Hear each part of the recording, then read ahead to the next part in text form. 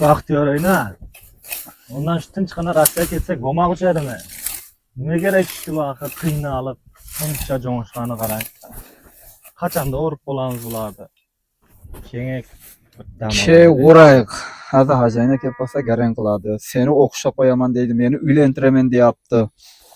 Qachon bo'ladi ular? Dandaling bir gap qiladi. Keser zamza. Chidam olaylik shu yerda. Baxtiyor oyna. Qaranglar kecha u jati bekarchilikda qo'shiq zapis qildim-da o'zimcha. Bir eshitdi, bir dam olaylik.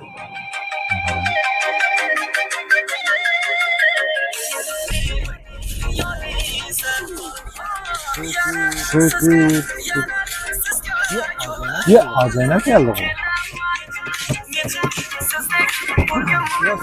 Ya assalomu alaykum. Ne otursan öyle? Jirdinga aqibetiga shunday bo'ladi. Sen agar o'qishga kiraman desang shu ishni qilasan, sen agar uylanaman desang shu ishni qilasan. Agar ikkoving ham shu ishni qilmasanglar, uylanish ham yo'q, o'qishga kirish ham yo'q. Mana shunday bo'lib, deqqan bu faqat o't chabaman, jo'g'ishqa boraman, mana shu jering ichidan negir deb chiqmaysan. Faqat ishlaysan. Tushundinglarmi? Bo'ldi hacayına. Shu siz borib kelabering, shu bugun abitgacha mana shu polni bo'ladi. Yarmi bo'ladi hacayına. Uraqlar. Men ketdim, bilib qo'yinglar, ha, eslatib qo'ydim yana bir marta. Bo'ldi hacayına. Gap yo'q.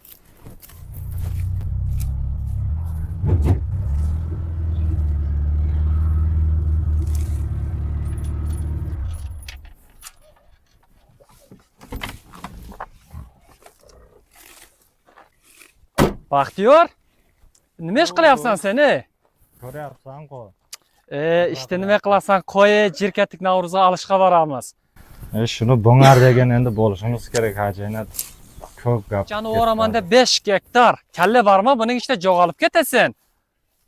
Buni bo'lolmaysan bir kunda, ikki kunda.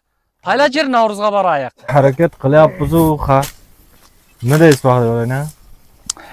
Ayna, bong Taylang o'raqda jiring Navruzga boramiz. To'g'ri aytadi, ketdigi. Hajaynaning puli ko'p. Kechqurun kelib traktor soladi bunga. Nima kerak buni o'rib? Ketdigi, ish bo'lsa bo'ladi. Navruzga boraylik.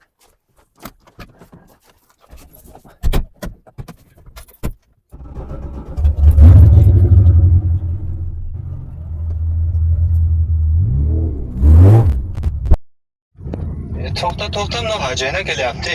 Baxtiyor, sen